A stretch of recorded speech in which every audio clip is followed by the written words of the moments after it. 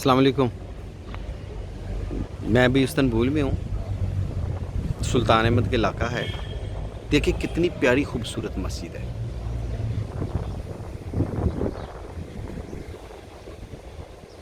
इधर मस्जिद है, ये एक मज़ार है, कब्रिस्तान है। ठीक है, मैं इधर से गुज़र रहा था और ये देखिए एक टावर है। ये देखिए 1470 का बना हुआ है।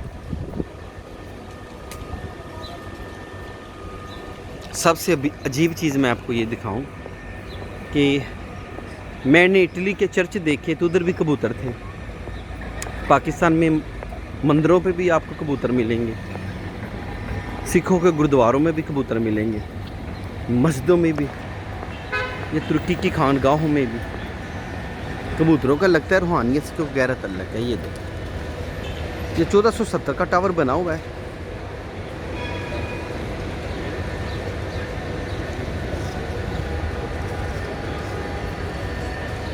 तो देखिए इसकी पूरी तारीख भी लिखी हुई है, 1081, 1453, 1470।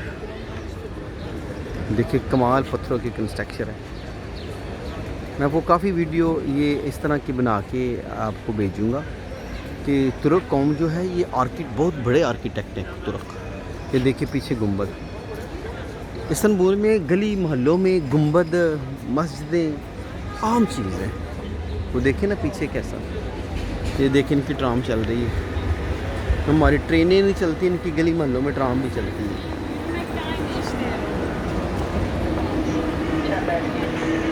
बहुत खूबसूरत ट्राम है।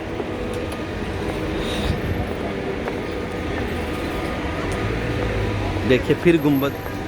अच्छा, इसके बाहर तख्ती लगी हुई है कि सन 1661 का ये बना हुआ है। ये जो सामने आपको गुंबद नज़र आ रहा है।